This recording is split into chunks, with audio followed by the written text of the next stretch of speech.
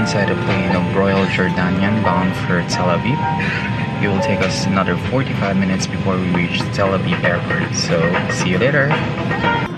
And we just landed here at Ben Gurion International Airport in Tel Aviv, Israel. Time check, it's 11:30 p.m.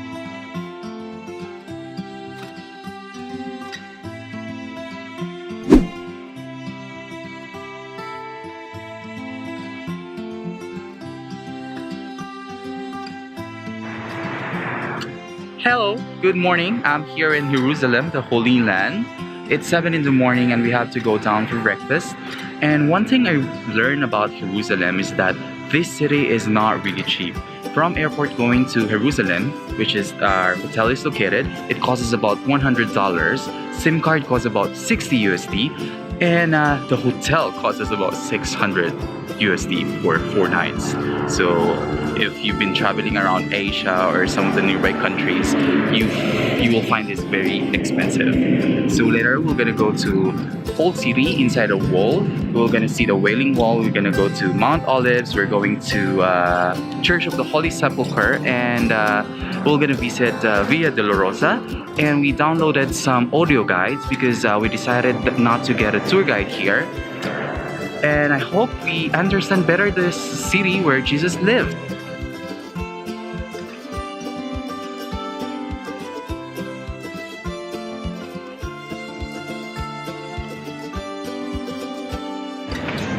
We're still walking, looking for the Mount of Olives. We just actually had a short stopover to eat some breakfast, to grab some food. We just had some croissant and coffee. And now we are continuing to walk to the Mount Olives. You can barely see people here. Maybe they're still sleeping. People of Jerusalem, where are you?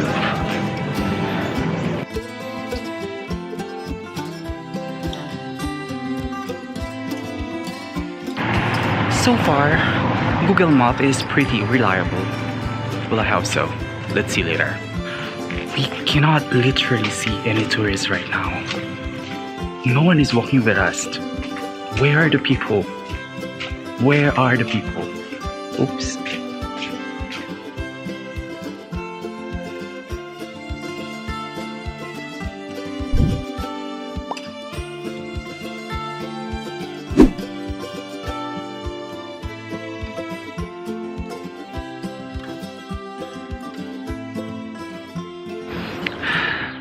You had no idea what we had to walk through for us to reach the Mount Olives. And guess what?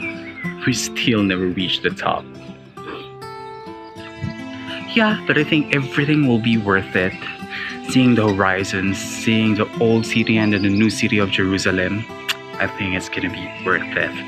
And I guess the good thing about doing DIY is that you won't be included in a very large group wherein everyone is, trying to take picture of some spot and you have to queue and then you can't even listen or appreciate the view, the serenity of the place. Here, it's just me and Nico. It's just the two of us, away from the tourists, away from the crowds, and all we can hear here are the birds chirping, the sounds of the city, and that's all. It's very peaceful, it's very serene, and I can't wait to reach Mount Olives and see everything from the top.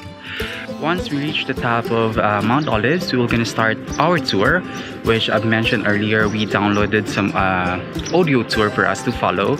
So we have to go down, going to the Pater Noster. It is the place where Jesus taught us the prayer, Our Father, followed by the Garden of Gethsemane. For everyone who doesn't know Garden of Gethsemane, this is the place. It is the place where Jesus prayed before he was arrested by the Jews. And then we will go into the old city walls where we can find the Church of the Holy Sepulchre, and we're going to do there the Via Dolorosa.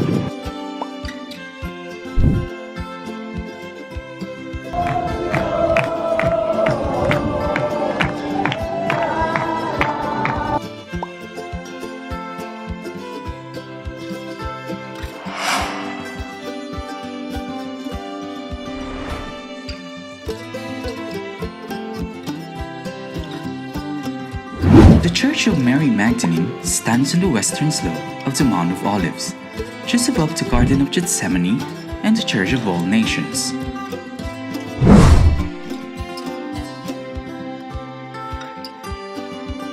We are now here at the Garden of Gethsemane, and this is the place where Jesus prayed before he was arrested.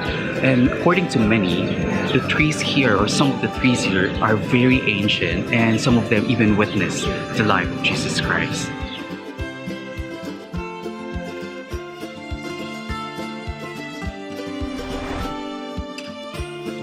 The Church of All Nations, also known as Basilica of Theogony, is located at the foot of the Mount of Olives, next to the Garden of Gethsemane. The Catholic Church enshrines a section of stone in the Garden of Gethsemane that is believed to be where Jesus prayed on the night of his arrest. So we are now right here in front of the Tomb of Virgin, the Mother of Jesus Christ. This entranceway is actually made up of layered Gothic arches from the Crusader period during the 12th century.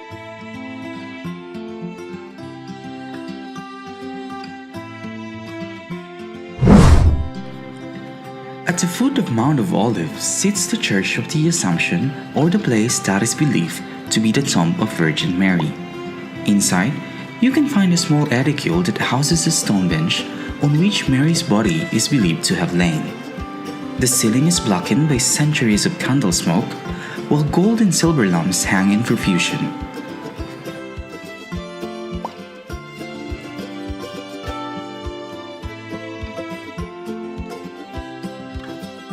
So we are now here inside the old city, and we're about to start the Via Dolorosa tour.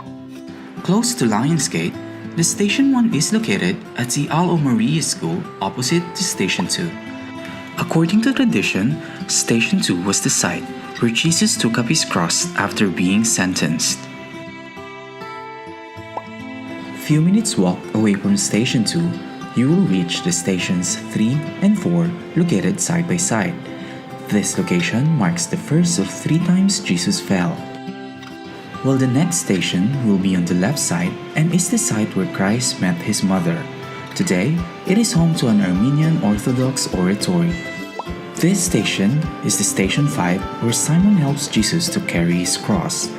On the right side of Station 5's chapel, you will find an old stone that is believed to be the imprint of Jesus' hand.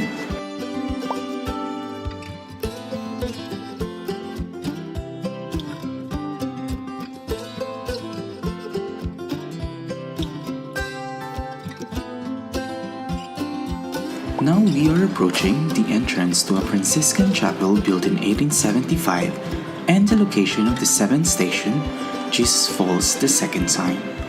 This street is one of the busiest in the old city, as it may have been during Jesus' times. Further up the hill and close to the place of crucifixion, Golgotha, Jesus falls the third time. The 9th station brings us closer to the Church of the Holy Sepulchre, the tomb of Jesus.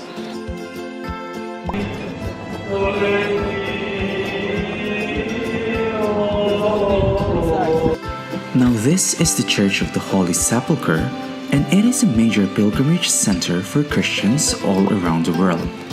It houses the stations 10 to 14, starting from where Jesus stripped off his garments, crucifixion, and the famous edicule, or the tomb of Christ.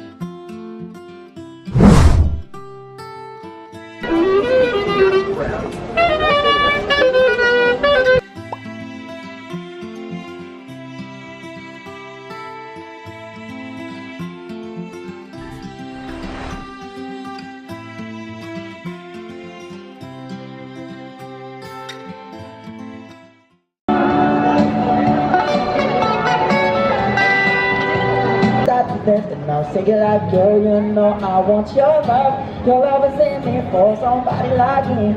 And now for my baby.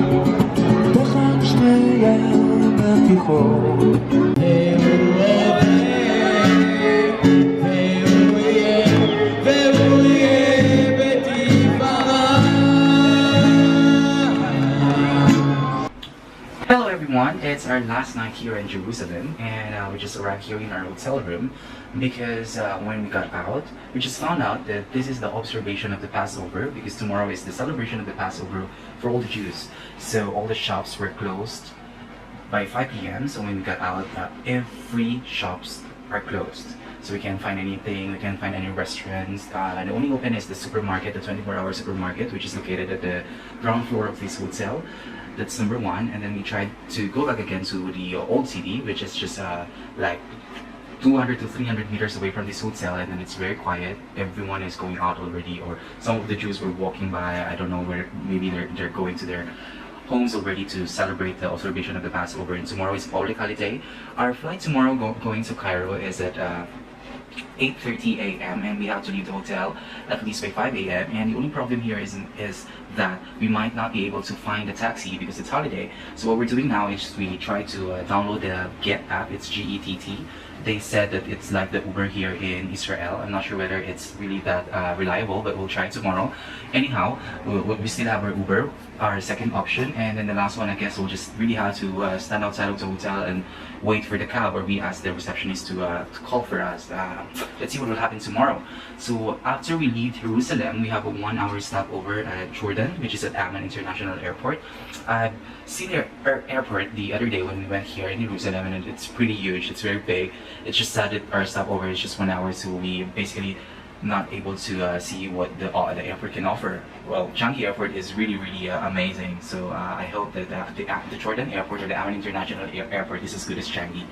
And then, since we started planning to go to Egypt, we never had any plans of going to Jerusalem. So that's why our ticket was purchased separately. So we have to go to Cairo, and then we have to wait there for 5 hours before our flight back to Singapore. And there's no airlines that's flying direct from Singapore to Cairo, so there's 1 hour stopover again in Jeddah in Saudi Arabia. So it's really scary to think that we'll be having at least 4 airplanes to ride tomorrow for us to be able to get to Singapore. So yes, we'll be arriving in Singapore by 3:30 p.m. Saturday, Singapore time. So yes, see you soon. This trip has been a very fulfilling trip for me. It was really amazing, it was really fantastic, and I would really cherish this for the rest of my life. So for now, till here, and see you on my next vlog. Bye bye.